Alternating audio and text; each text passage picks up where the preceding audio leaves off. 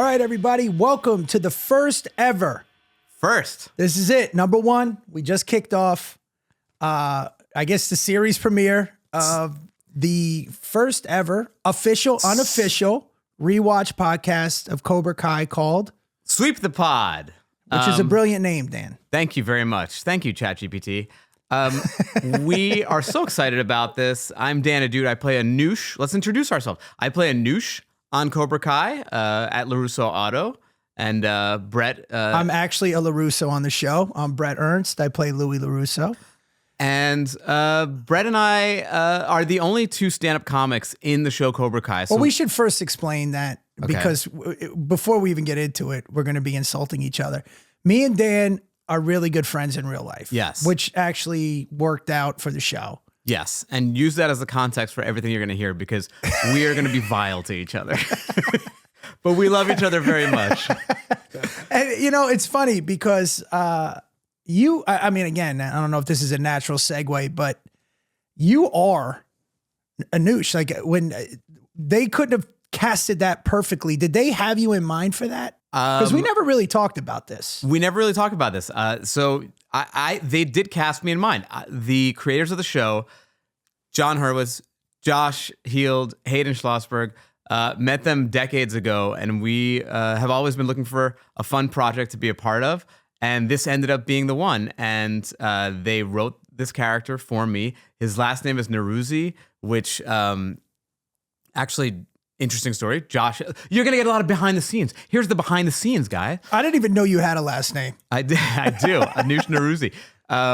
Neruzzi is Josh Heald's wife, Deb Heald. She's an Iranian Jew. I'm an Iranian Jew. And her maiden name is Neruzzi. And so they gave the character an Iranian Jewish last name, which narrows down the acting pool to me and my brother. So it was going to be one of us. I didn't have to audition for the role of Anoush, which is the first time I've never auditioned for a role that I got, which is pretty awesome. You, however, I had to audition. You had to. There were hoops. Hoops needed to be jumped through. Well, I mean, I know. I don't know. I don't know. I never really talked to them about it either. But I think because they were familiar with the stand-up world, that they requested it. I mean, I still had to go through the audition process. Yeah, but I got lucky. In a sense, because when I got the call, I was doing a theater down in Asbury Park. Yeah. And I was in New Jersey. If you're not familiar, Asbury Park's in New Jersey. Home of Bruce Springsteen. I was just going to say, isn't that a Bruce Springsteen thing? Yeah. It's a cool area. And anyways, long story boring, I was down there. And to people outside of like that area, I could sound like I have an accent, but if you're in that area, I really don't. I mean, if you really hear it. It is true. We were in Jersey together. We did stand up together at a comedy club in the Jersey Shore. I saw you in your natural habitat. Oh, wait, for what I was saying, I felt like I was watching a nature show of Jersey people, just you know. But the thing is because I was around everybody for a week, I kind of had a slight accent. So when I came in to audition, because the truth was, man, I was promoting the show that whole week. I get the call for the show. They said it was something about the Karate Kid. I didn't really read the sides till the Sunday after the show because I was busy promoting it. Then I'm like, what is it? Then I saw it had Ralph Macchio, Billy Zapp. I'm like, wait a minute. And then when I landed on Monday, I went right from the plane to the audition. So I kind of had the accent and, you know, not full on because I was pulling back and I think it just sold as real. And I got lucky. You did get lucky because the creators of this show, they're big Hollywood bigwigs. They could have gotten anyone for this role. They could have gotten everyone for the role. Way more famous people, way more handsome people. But you apparently knocked it out of the park in the audition and you were undeniable. And so you got the role, and I'm so glad you got the role because it's been we do have very similar personalities in real life. Like you really are that kind of backhanded. What? I'm sorry. Snobby. What? Can we say asshole? Wow. Okay, I guess we can. You're really that type of asshole in real life. I like that you're asking. It's our fucking show. We can say whatever we want. Hey, come on, man. Don't drop F-bombs. I'm sorry. I shouldn't have said that. But here's the thing. People would, if they would see us, they would think that I may be the bully and that you're the real bully. You're a real. You know why? You're a mean person. Can I tell you why I'm probably the bully? Because I grew up being bullied, and so now that I have a little bit of power, I'm drunk with it. You, however, I imagine grew up being a bully. You were probably bullshit. I was never a bully, man. You were never a bully? No. With that chain and that face? See, here's the problem with nerds like you, all right? And this is why we threw you in the locker. No, I was never a bully, man. Wow. You are. You're. I'm surprised. You're very mean-spirited. I'm not mean. I just want you to be the best version of yourself. And sometimes that requires me to be brutally honest. To be brutally honest. Does that mean strangers? Yes, exactly. And online. So I think let's get into first of all, the beginning. Can we also explain to people, I don't know what I'm doing, man. Right. So whatever's going on. So I know obviously. Frankly, neither do I. I know that I make like I do. I don't know what a rewatch podcast is. I think you rewatch a show and then you talk about it. Well, but the thing is, I think because we wanted to do a podcast together, and then this is how long was this? Like almost a year in the making. We've been talking about at least doing this. Yeah. And then you made it happen. So kudos to you. Thank you. Thank you. And we got permission. Mm-hmm. So I've never seen or done these, so I don't know. And not to mention, I'm not the sharpest tool in the shed. Right. So, exactly. I don't know. I'm looking at what you've got and what I've got written down. I took copious notes. I have about 8 pages of notes. See, I don't even know what copious means. Right. Brett has one Post-it. I have one word, a good show. Good show. Very funny. By the way, can we talk about that as well? Sure. Because none of us knew that the show would be this big of a hit. We knew it was a good show, but I could never imagine it would have been this big. And apparently we're huge in Brazil. Dude, we are huge all over the world. I mean, it is the #1 show in the world. When it's airing, it's #1 in the world. You see all these random countries. It's like, #1 in Moldova. I'm like, Moldova's watching Cobra Kai? But, initially, Cobra Kai was not on Netflix. It was on YouTube. YouTube was starting to do their version of original programming. They called it YouTube Red. Which people kept saying RedTube.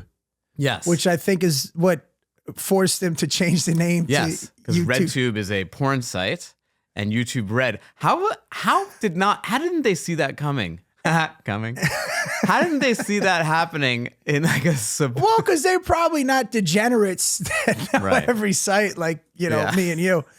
And we were also honored to be asked to do this, man. Now, do you think it's that they asked us because of our stellar comedic stand-up careers? Look, I know the guys, and the guys are huge comedy fans. So I think that we are, in essence, the comic relief. So they wanted real comics. But I think... but this could also go south, man.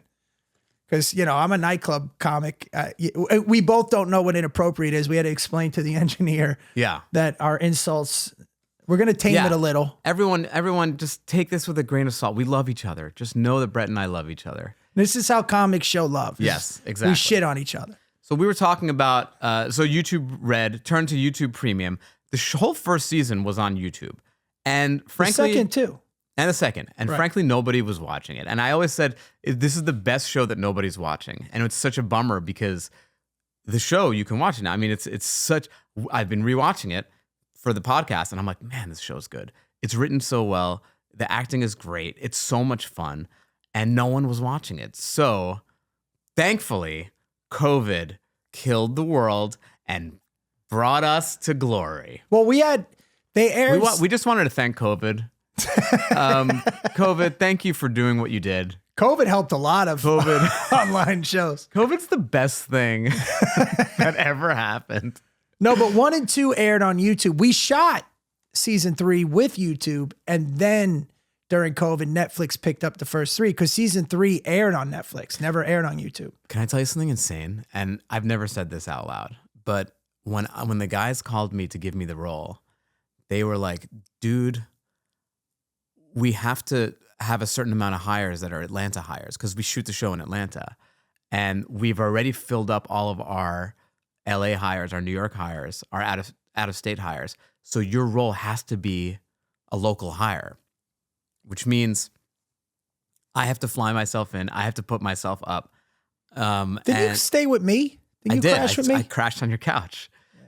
So the first time we met, that was season 1. Well, because season 2 they hired you. Exactly. After that, they hired me. But basically, I had to, I had to get myself my own flight, and you put me up and all this stuff.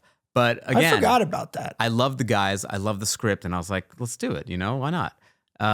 And it ended up working out. It was a good investment. It worked out great, man. It worked out great. So let's get into the show. All right, so I want you to start it. Okay. Because I don't know what I'm doing. I just made things that because look, truth be told too, I never really watched the show. That's crazy to me. You said that to me last week. I've never watched anything I'm in, man. That's crazy. I can't. I hate it. Even my specials, man. When I we have a lot in common because I can't watch anything you're in either. Oh, Slatey. No, I like even my specials and stuff. Yeah, that's tough. Which to you watch. guys could all watch now on my YouTube channel. It is tough. It is tough to watch yourself. I'm saying myself as well. But I just love this show so much. I'm excited that you're going to watch it in real time. Well, all right, truth be told, because we had to do ADR and stuff. I've seen most of the first season, and then after that, yeah, I've never, but I knew, because we know why it's going on. I don't know. Let's just get into it. By the way, I'm glad that we did. Yes. So the first episode, Ace Degenerate, starts off in the Karate Kid. We're in the Karate Kid universe. We're at the All Valley. We're at the final matchup of Daniel LaRusso and Johnny Lawrence. And it's the iconic crane kick scene, which I heard from the guys, by the way. If you watch that scene, there's a lot of angles of the kick and of that fight that are not in the original movie. And they literally got the B-roll from the original movie. Are you serious? Yeah. And so you're watching parts of that scene that were never seen in the movie. I was wondering that. Yeah. I thought maybe it was like some AI stuff or like this new technology. No, which is wild. Another thing that I saw that was wild is when you're watching the opening credits. So after the fight, obviously Johnny's on the ground, and then we come into real time. He's on the ground in his apartment, and he wakes up all hungover, right? But before we get into that, the credits, you start seeing who's responsible for the show, and Will Smith's name comes up. Yeah, you didn't know that? I did know that, but people might be wondering, why is Will Smith involved in Cobra Kai? And that's because he owns the intellectual property, right? He bought it to remake it. He bought it to put his son in Karate Kid 4. And Karate Kid. Well, yeah, that was the... You see, Dad, you never did anything like that for me. You never bought the rights of a show to put me in. What the hell can he put you in? Me? Yeah. I mean... Like what?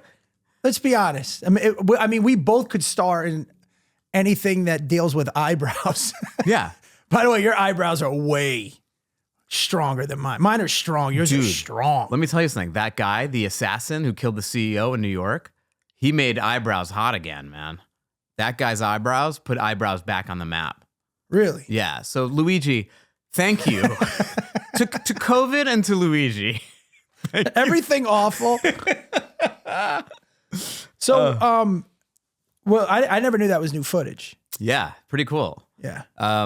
That's what's cool about this is that it's like all hands on deck to remake this the best they could. I know that the guys speak to Robert Kamen, the original screenwriter, and he's been impactful on the scripts and stuff like that.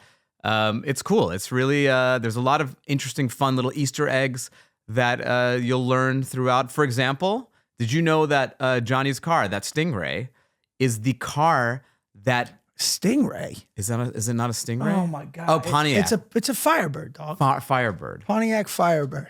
Sorry. I'm trying to... A Stingray? A Stingray is a Corvette, isn't it?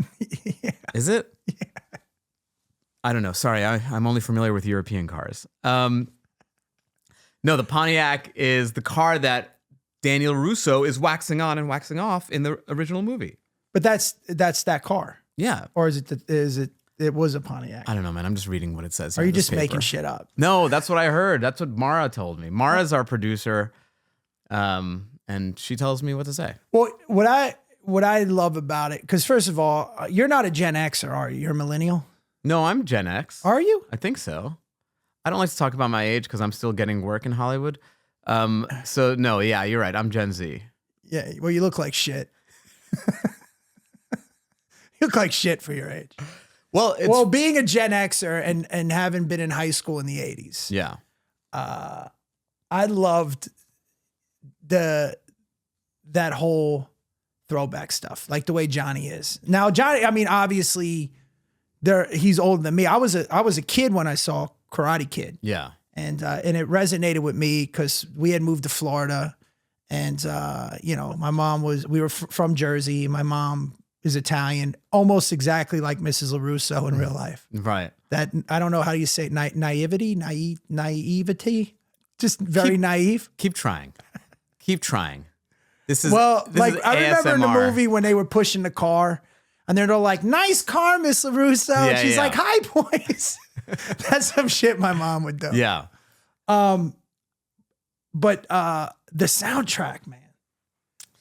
I Dude, mean, the soundtrack to this show is unbelievable. Zach and Leo, they do the sound, and they are killer, dude. And they're so into it, too. I actually had them over for a football game. They came over to my house. I'm a big musician nerd. I love musicians. You don't know shit about cars, but I don't know, but I know about a bass clef. But yeah, shout out to Leo and Zach. Emmy Award winning music producers. I think they won an Emmy for the Weird Al, the Weird Al movie, which would make it an Oscar. I don't know. Anyway, so we wake up. We have Johnny waking up, shitty beer. He's got shitty jobs. Nothing is going well in his life. And we meet Miguel for the first time. Which, by the way, I loved when he called him Menudo. Yeah. He said, "Hey, Menudo." Very good. Well, so you touched on this before, but thematically, I think the clash of Gen X and Gen Z is like a huge part of the show. And I talk about this on stage a lot too, because I hate doing, because let's be honest, every generation's soft after the World War II. Right. You know what I mean? I mean, Right. those guys had full-time jobs at 11. By the way, even those guys were soft to the Civil War generation. They're like, "You think your war sucked?" No, but I'm saying is that we grew up in a time where like nothing insults. Remember we had the nursery rhyme, "Sticks and stones will break your bones, words will never hurt you." Even I remember being a kid and there was a joke book called Truly Tasteless Jokes. Yes, I remember that too. And it was categorized by like different races. And you just grew up, you just made fun of shit. It was almost like, it was just, nobody cared. It was just par for the course. Yeah, life was one big trigger warning. Yeah. I mean, I'm just saying. None of us had fathers. I mean, Right. our generation was just. Right. We didn't have knee pads. We didn't have helmets. All that stuff. And, and it's just funny to see that interaction. And Johnny, by the way, or Billy, I don't know how to refer to him on the show. I think Johnny. Okay. Unless it's him in real life. I mean, the Billy in real life was like the ultimate 80s bully. Yeah. And that's the And heartthrob. Yeah, dude. He was. Speaking of heartthrob, you used to be a heartthrob. What do you mean? If you Google pictures of Bret, you'll find him shirtless as a model when he was in his 20s. Well, that was an accident. Shirtless with abs. If you Google me, you will find an episode of To Catch a Predator, which, again, I'm a changed man. Now you made me lose my train. Okay, Billy Zabka, the heartthrob. Oh, hey, this is also what I want to notice too. Now, I just made notes. I mean, obviously, you're going step by step. Maybe when we get to that part. Okay. Go ahead. So finish what you're doing. Are you taking us through the whole episode? I mean, well, I'll tell you. It was no. I we just can pointed out jump things around. I liked. Okay, we're gonna get to the things you like. No, but I meant it could be when you're walking us through it. So go ahead. Okay, so then we meet Miguel for the first time. Right. Now, what's funny is this is a behind the scene, a BTS. I played the iconic. That's a Red Tube reference. That's a Red Tube. I was in a Disney show. Yeah, we know. About a decade ago, called Kickin' It. I played the iconic Falafel Phil. By the way, Hold for applause. this kid drops this credit every two. It eventually. I don't like to talk about it. I knew it would come out. I just like- didn't know it would be on the first episode. Guys, please also all the fan mail that's coming in. please just make it for the Sweep the Pod podcast, not for Falafel Phil. Send that to my other email. We're getting swamped. All right, we got to go. Just reminder, we got to talk about in the next episode your Falafel Phil when we went out in Atlanta. We will. But go There's ahead. a crazy Falafel Phil in Atlanta. But I played Falafel Phil, so I'm actually pretty famous to all the kids in the show because they came up watching this show, kicking it. And I remember the first. Is that where the Catch a Predator thing came? Yeah, again, all the charges were dropped. But I remember meeting Mary Mauser and Sholo. So Mary plays Sam LaRusso, Johnny's daughter, and Daniel's daughter, sorry. And Sholo, who plays Miguel. And they were so starstruck by me. They were like, Jesus. Oh my God, I can't believe it. It's Falafel Phil. This is crazy. I'm like, oh, it's nice to meet you. And they were so young and small and like cute. And now they're like these international movie stars. And like we go to the premieres and I'm like, hey guys. And they're like, good to see you, Dan. I'm like, remember when you thought I was really cool? First of all, I think the word is superfluous, number one. Number two. Behind the scenes. Because they actually got to meet you and know you. So maybe that's why they're shying away from you. And plus they were children. So, when you're a kid, you believe in Santa Claus, you think it's amazing to go to McDonald's. Mm-hmm. That's what you are to them. And now that they're older, they realize that, you're really nothing. You're nothing in the entertainment business. Okay. Anyway, moving right along. So now explain. So now we get to our first fight scene. So, and this is kind of where I realized the show is going to be badass because Johnny goes to the mini mart, he comes out, and the kids start clowning and bullying Miguel, and then Johnny comes and starts kicking ass. But now, okay, this is where I want to come in. This is my comment. I noticed how the high school kids, first of all, they look so young. Now, the only reason why I'm saying that is because when I was a kid, the high school kids looked like adults, right? Okay. And then I'm like, well, was it because I was younger, they looked older? Go back and look at kids in high school in the 80s. They still look old, man. People looked so much older back then. And then I'm thinking, okay, because when they do the flashbacks, you see Billy and all the guys, picking on Ralph or Daniel, whatever. Yeah. They still look older. And these kids just look so young. Yeah, I will tell you, I understand what you're saying. It is weird whenever you go in front of a high school and just stare through the fence and say, you guys look so young. You got to stop doing that, Brett.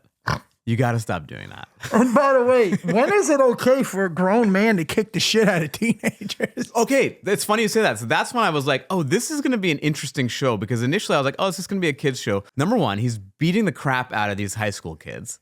He's beating the crap out of them. It's not just like a little, throw them and this and that. He's beating them up. And then shortly thereafter, there's a scene where he's like drunk driving.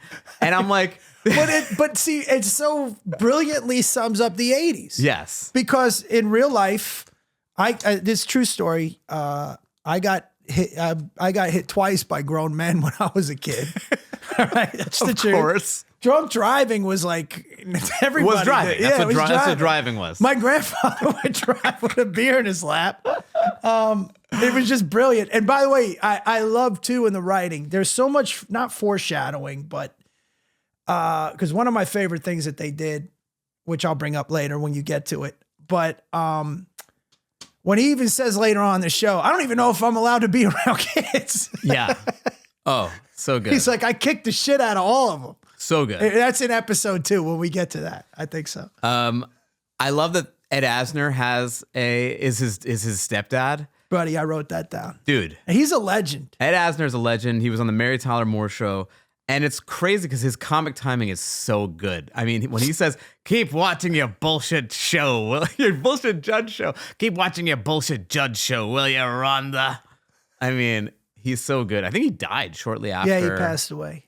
He died. He died. But to add to that, Do you think it takes the sting out of it when you say passed away? What do you mean? He died. I said he died, and you said he passed away, and now you make me look like an asshole because I said he died. Dan, listen. By the end of, well, I'd say mid-season, people gonna know you're an asshole, but you're a likable asshole. Thank you. I just said passed away, not even noticing. I'm not trying to soften the blow, but you being a narcissist and think everything's about you or directed towards you. Okay. You think I'm trying to correct you and make it. I just said passed away. Okay.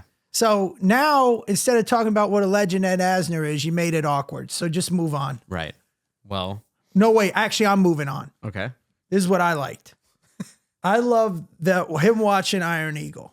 Did you ever see Iron Eagle? I didn't actually. So Chappie Sinclair. I'm glad you can speak to it. I was not. I watched a lot of Channel 13 PBS when I was growing up. Mm-hmm. There were these cooking shows that I used to watch. Great Chefs of the World, it was called. Now, I don't know if you're joking or telling the truth. I'm absolutely not joking. Okay, I know. All right, Frugal Gourmet. I love the Frugal Gourmet. I was not a Holy shit. I remember the Frugal Gourmet. Do you? Yeah. Really? I swear on everything. Huh. Yeah, the Frugal Gourmet. I think the Frug got nabbed for some sort of child molestation thing, but the charges. Can we just get off of that? But the charge. You're the one who said high school kids are hot. Anyway, I never said that. You said you kept bringing up. What was it called? To Catch a Predator. And that's the end of Sweep the Pod. Both Dan and Bret got canceled. So what I love is when he's watching Iron long. Eagle, which is such a tribute to the whole '80s genre. And again, obviously I'm not trying to kiss everybody's ass that created this show because we're already on it and we've already shot it. But it's so brilliantly written. It's not kissing ass. It's not kissing ass because what they did is incredible. It's unbelievable. Yeah. All the nuances that are in there. It's so subtle, but yet in your face. And the Iron Eagle, when he's watching Iron Eagle and he's getting motivated, and Iron Eagle's such a classic 80s movie. It's up there with Karate Kid. It's like all in that era, genre, high school kids, everything. I think it's genre, not genre. What is it? It's genre. I hope you listeners see how really annoying this guy is. Who cares? But then when they cut to Daniel and he's like, bots. Oh, that cut is like the most brilliant cut ever. Because he's getting motivated to go do something with his life. And it's like, and the Iron Eagle speech is so crazy pertinent. Like I even think it says like, you get hit in the head and you want to get back up. Because that's like the whole 80s thing. There's another one that they did too, which I think is in the next episode. But the the first LaRusso Auto ad is so hilarious. Yeah. When he's doing the punching and the kicking. And it's like, you also get to see how unbelievable Ralph Macchio has aged. I mean, he looks incredible. He just looks great. But it's insane. I mean, that was always his thing. That was his thing. Like he always looked young. Unbelievable. The man doesn't age. And you, on the other hand, look awful. Again. I'm 17. For a Gen Z. So go ahead. Well, okay. So then he gets hammered. He goes out. Car gets wrecked. And let me back up. Yeah. That's the other thing. Okay. Now, it was very popular in the 80s. And the most, I guess, famous one is Rocky IV when he's driving. They were always driving and doing the montage of the reminiscing. Yes. And he's in the Firebird. He's listening to Foreigner. And you see him just thinking about the past. Yeah. And again, that was I would love, we'll have one of them on. I want to ask them, did they do that intentionally? Is it homage? Yes. Okay. I almost said homage. I'm surprised you didn't say homage. As another, I would have said homage if my Jersey friends were here, but no. It was another homage to that genre, and I just thought it was brilliant. Are you into that music? The hair metal? You know what? I wrote questions down. I was never into it. I didn't get into it until later in life because they play Rat on there. There was a couple songs. I was more of a freestyle. I was into hip hop and freestyle music. Yeah, I was more of a Chet Baker guy. I don't know what that is. Let's get lost. Oh God. La, da, da, da, da, da, da. Do you know what freestyle music is? Dude, I can freestyle right now. Give me a freaking topic. No. Give me a topic. See, you don't know. Watch. No. That's not what it is. That's not what it is. Oh, This is please what don't. it is. Please don't. I'm hanging out I'll with quit my right buddy now. Bret Ernst. I'll kill you.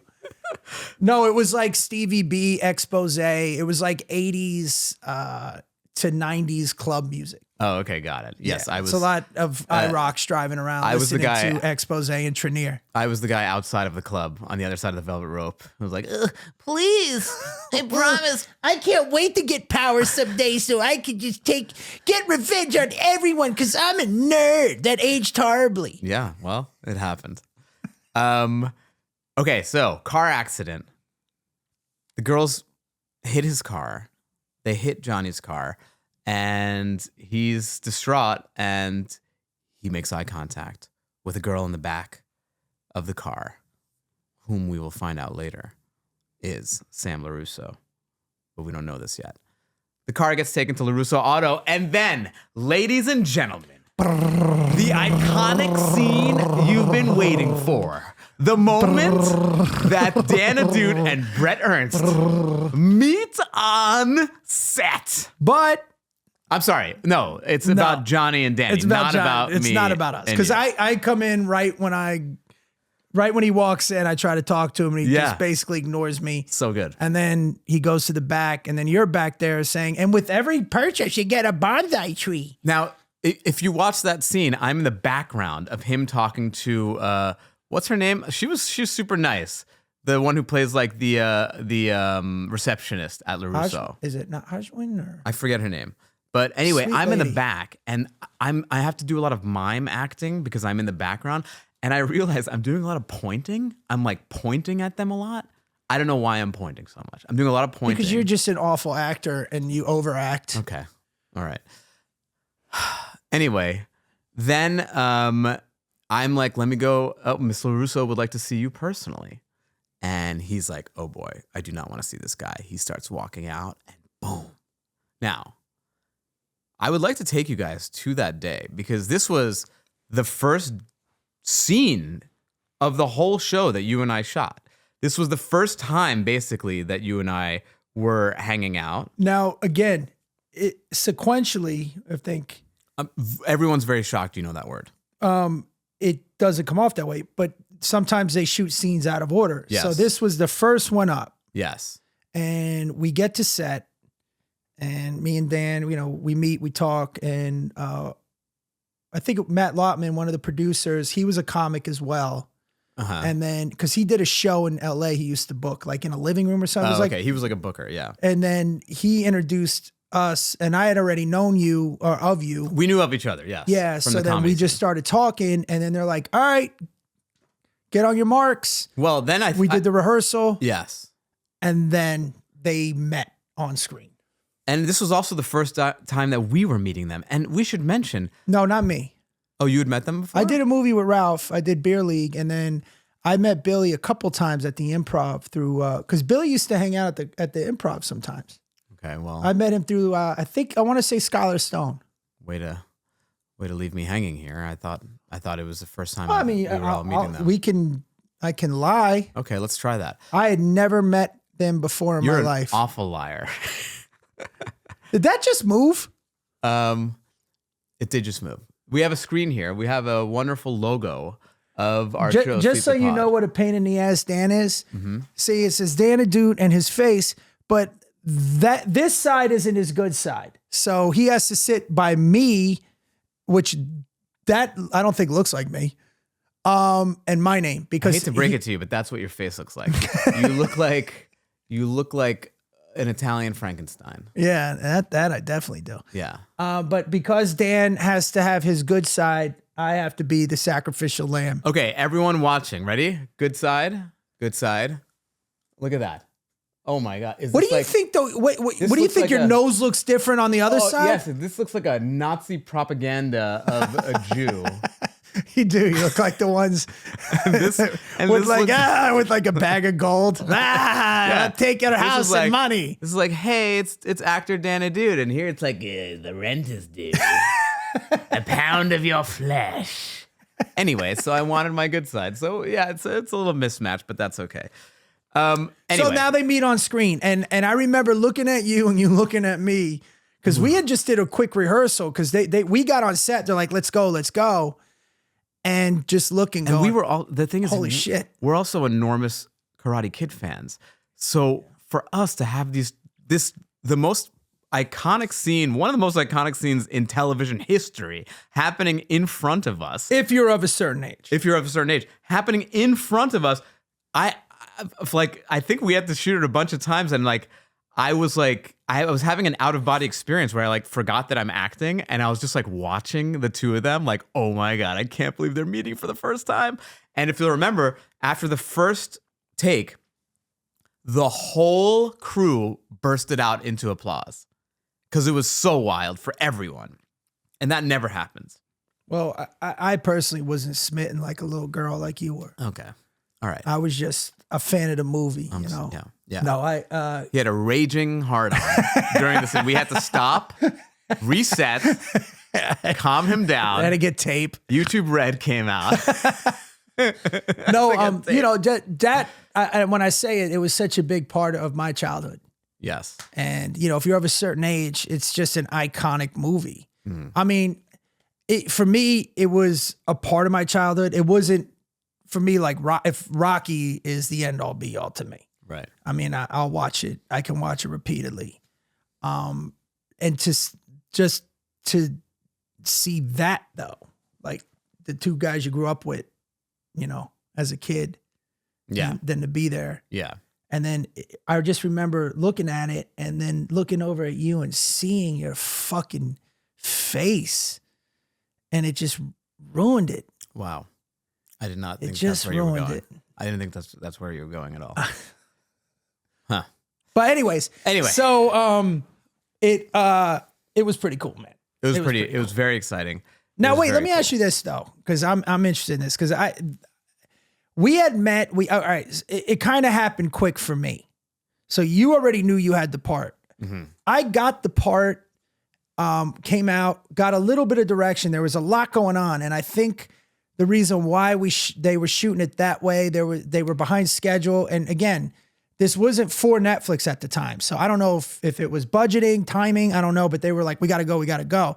So I never really got to get I asked a couple questions to the writers, but as far as the character goes, so I guess my question to you is did you get any of that before that scene? Did they tell you, look, this is Anoush, this is what we want?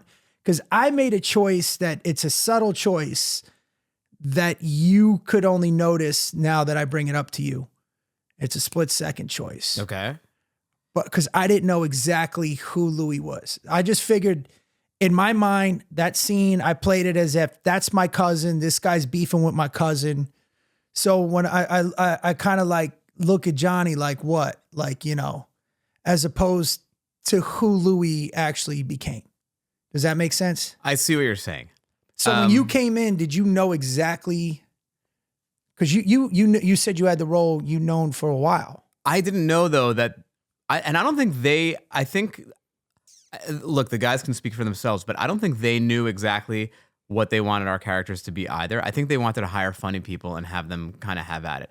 I don't think Anoush initially was supposed to be a prick. Like, I don't think he was supposed to be pretentious or like kind of. It came into that. Yeah, but part of it came off of like, it was so fun to clown on you. And so I think that, that your goofiness or not goofiness, it's like you taking yourself so seriously makes me want to clown on you in a way. So I think that sort of developed my prickishness of being a prick to you. Because I'm in that particular scene, if you notice at the end, I'll take a look at Billy or Johnny, because he's talking to my cousin. So yeah. I remember you can't really tell from that angle. You could see from another angle, which is not on the show, but we make eye contact, like almost like I'm like, you gonna step type thing, because I didn't know what direction to go.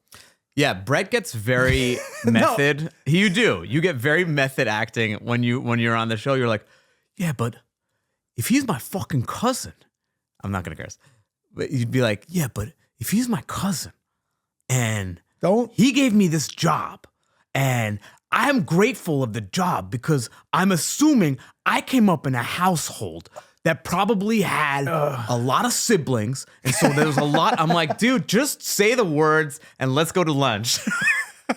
Well, I mean, again, I as a real option screenwriter like myself, What does that mean? and well, I know you're trying to write screenplays. So. What does that mean? Okay, now we're just going after each other's careers.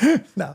Literally, I just gave you a compliment saying that you take the acting very seriously. Oh, stop. No, that was not you a stop. compliment. What are you talking about? You take the acting. No, let's just say the words and go to lunch. Yeah. Like I'm wasting time. You know what? You take the acting way too seriously. Don't make me hit you again, Dan. No, I was just curious if you knew exactly where the character was going from the beginning. But obviously, you just said you didn't. But you don't even think they did. I don't think they did either, dude. They didn't know that it's going to be 6 seasons, 8 seasons. I don't think they mapped it out that much. Right. You know? I know they told me that they had originally had a character in the dealership, and then there was another character, I think, at the house, and then they decided to combine them both to make Louie. Oh. And I know that they got my character in Karate Kid 2. Now, this is where I'm confused on it. We'd have to ask them. So when Daniel goes to Okinawa, Holy shit. Okinawa. you know, I Ladies and gentlemen, I just wanted to take a moment to I'm apologize. tired, man. I had a show in Vegas. I flew here and we went right Sorry here. that you're on Thunder Down Under in Vegas and that you were working late. No, but anyways, so Okinawa. When Mrs. LaRusso, Daniel's mom, is caring, I guess that's my father who's dying Okay. in Karate Kid 2. So, but his name's Louie LaRusso. Right. So that's why I'm a junior. So you actually see my father in the beginning, I think, of Karate Kid 2 because he's dying. My question is, it's just a testament to how, because again, that's how my mom would be. Yes. That's her through marriage relative. Right. You know, I guess she married. So that I guess I'm Daniel's father's brother's kid. I don't know. Anyways, so they decided to take that guy and make me the cousin. See what I'm talking about? He's going through his family tree. I'm saying it's in the canon. This is what I have to They had to make up yours. Mine is actually in the canon. I think I'm even mentioned. Yeah, I'm new. What's better, being a vestige of the past or the blazing future of Anoush? A douche. A douche. Oh, that was So my... wait, now what happened? So now... By the way, that was my nickname growing up. Was it really? Dan Ahdoot. It was... What a coincidence. Why? That you were called Anoush, and they called you Dan Ahdoot. Is it that much of a coincidence? I think so. I think that's, foreshadowing. Was that when they gave you a wedgie and threw you in the locker? By the way, another crazy part And of was this... it in the locker that you wrote your manifesto of revenge as a hurt nerd? Okay. First of all... By the way, don't wear glasses ever again. Why? Because on the Zoom call, you look like Milhouse, man. Okay. These are beautiful glasses I got. They're handmade from Paris. Maison Bonnet. They're made out of animal horn. That's what they told you. And they are... Animal horn. Is it really? Yeah. God, I hate you. Yeah, it is. So wait, now, so let's move. So now they meet, iconic scene. We were both in awe. Both in awe. And then this was where they tugged at my heartstrings because then LaRusso is basically saying, he's doing such a nice thing. He's like, I'm going to fix your car for free. And you're like, oh my God, that's so sweet. Like, that's so nice. You know, they're making up. What could go wrong? And then we realized the girl in the back of the car was Sam LaRusso. And she comes and he realizes, oh my God, this family, this LaRusso family, generationally is after me. And then that Bulls music comes on. You know the song from the Bulls? Of course. Do you know? It's not from the Bulls, though. No? No. What is it from? It's, I think it's CC, the one that sings that CNC song. Music Factory? No, I won't forget. Da-da-da-da. I'm not in love. Oh, really? Big boys don't cry. Big boys don't cry. Wait, that's that song? I think it's the same group. because it's an instrumental. Yeah, I know. I mean, they play it for the Bulls intro. Yeah. Let me look that up. Yeah, this is really important. It is. Actually, I'm okay with this. I'm curious. I mean, come on. Mara, who sings the bam bam bam bam bam bam bam bam? Is it 10cc? I think it's called. I could be wrong. I like that music too, by the way. That's a great song. Like all that. The Michael Jordan song. Yeah, but I mean, I like all the 70s divorce music. Divorce like Barry music? Manilow, Neil Diamond, Barbara yeah. Streisand. Yeah. I think did you figure it out yet? I'll do it. It's the song that's the Bulls. Okay. I'm doing it right now. The 90s Bulls intro music song. No, intro song. It's Alan Parsons Project. That's what I'm thinking of. Oh, okay. It's Alan Parsons Project. Never mind. Thank you. Yeah. I'm wrong. Hey, we want to apologize for wasting the last 3 minutes of all of your lives with Bret trying to remember a song. I'm not in love, so don't forget it. Okay, and then this sends him on his the journey. Alan Parsons Project kicks in. Then Alan Parsons, then he goes he recovers the check that he ripped up from his father-in-law. No, he gets the he space. goes to Miguel first. He goes to Miguel. He says, you want to learn? You want want to learn? And he says, you're gonna be my teacher? No. I'm gonna be your sensei. And then the song comes on. I'm not in love. It's like, and then what's the guy from To Catch a Predator comes out? Yeah, Chris Hansen. Chris Hansen. He grabs Dan. Yeah. Hi, I'm Chris Hansen. Dan, can I read your text? Hey, it's me. I just have some Mike's Hard Lemonade. Why do they always have Mike's Hard Lemonade? That's like the child molester drink of choice. Mike's. And the funny is when they read the text, bro, and he's reading it. You said, I want to see your balls. I would like and to the guy's just sitting there. Dip your balls in juice and then drink the juice. In Mike's Hard Lemonade. And the poor guy's like an IT guy from India, and he's like, It's not me. Where did that come from? Anyway, then That's it, right? That's it. That's it. Then we're getting started. Then Cobra Kai is getting started. That's the episode. I mean, I don't know that you could have written a better pilot episode. They got it all in there in 20 minutes. Quick episode. No, it was 26 minutes. If you go against the family. If you leave me now. You don't go against the family when we're on the air. All right? You're right. It was 18 minutes. I bet you it was 20 minutes, you piece of... It's 26 minutes. It's definitely 22 minutes. No. Mara? All right, wait, hold on. Let's get the over and under on this. Okay. I will bet you $5 it's under 22 minutes. No. I'm going to give you 2. Okay. I say it's over 23. No, we'll do 23. Okay. I think I would get, screw that. I'll give you 24. 24. I say it's over 24 minutes. You say it's under 24. All right, and if I lose, I donate to a charity of your choice. And I'm seeing here on the paper, I'm going to donate to the Proud Boys. to Seaside Heights Fund.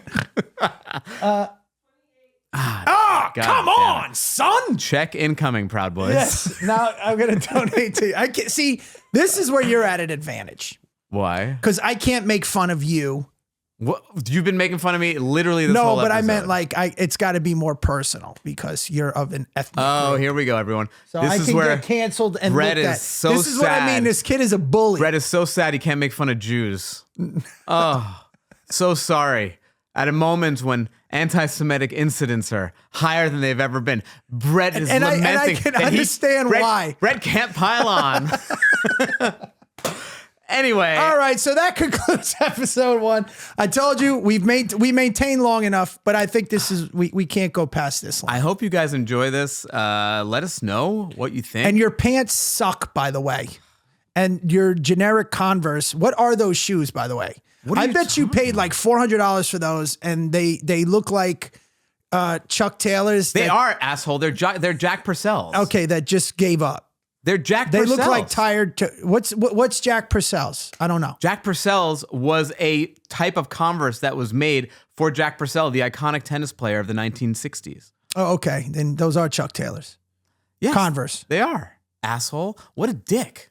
Well, I mean, I didn't know if it was made out of animal horn or whatever weird shit that you buy from France. Okay.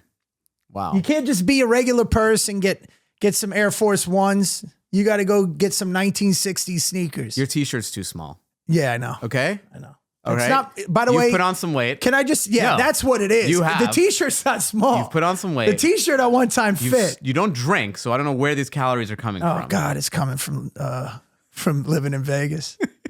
I eat everything.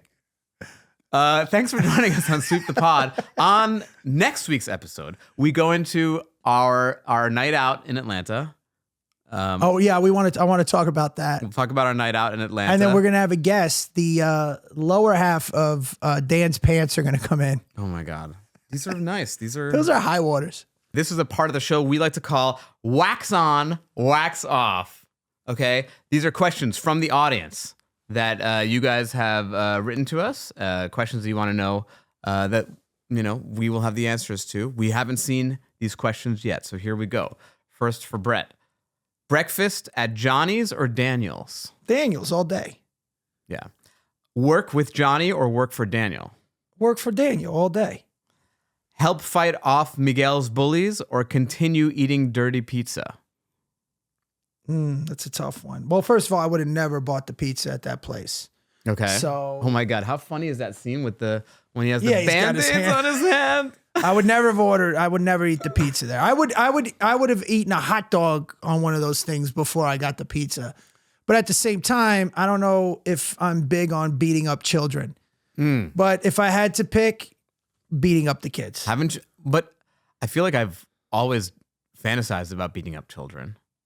You know what, bro? This is a theme this episode. Let's just edit that part out. We don't need to hear that. Yeah, about me. He keeps bringing up. No, you know when you get like a kid with an iPad who's a piece of shit and you just want to kick the iPad out of his hand? And now you see why you got picked on when you were a kid. Okay. Because you are that guy. Okay. There's something annoying about you. Next question. Reopen Cobra Kai dojo or stay retired from karate? I would stay retired from karate because I think jiu-jitsu and MMA have made a move. And I don't think I would open up. And just karate so you then. listeners know, Dan is a trained jiu-jitsu fighter. I am a blue belt in Gracie Jiu-Jitsu. Hiya. We're not joking. Get into an argument with your wealthy stepfather or take the money and run. I would take the money. I have no pride. When it comes to money, give it to me. Go ahead, make a Jew joke. I fucking dare you. And number 6, get your car repaired by Daniel or free. Get your car repaired by Daniel for free or pay for your own repair. We know you're going for free. No Jew joke. There. Anything free. I would probably, I'd probably go for the free stuff. I'd like to say that I'd have enough See, now I'm going to pride. tell you the Sicilian move. Okay. Which is half of me. Mm-hmm. I'm paying for it. Okay. Because it's an insult, and I'll pay for it. Don't worry about it. Right. I don't need your charity. Right. That's how an Italian would view it. And whatever ethnic background you are, I don't know. Right. How would you guys view it? Well, that's why Italians all still live in Queens, and the Jews have made it out to the beautiful suburbs. Okay. Anyway, so this concludes the first episode. I don't know if we could continue with the. We'll keep doing it. With the what? Putting each other down. Oh, come on. This is part of the fun. I know. We love him. We love each other. He doesn't hate Jews anymore. He's recovered. I've taken him to the classes. He's my one friend that I'll say, what do you mean? My friend's Jewish. I have a Jewish friend. All right, so this concludes the first ever episode of the unofficial official Cobra Kai rewatch podcast, Sweep the Pod. I'm Bret Ernst. Make sure you follow me on Instagram at Bret Ernst, BretErnst. My touring schedule's on there, so check that out. I'm in 30 cities a year, so hopefully you'll come to a show. Dan? Follow me at Stand Up Dan for a lot of fun content. And what else? And you're touring. And my touring schedule as well. And make sure you follow the podcast at Sweep the Pod. And anything else you want to say, Dan? Yes. Like and subscribe. See you next episode.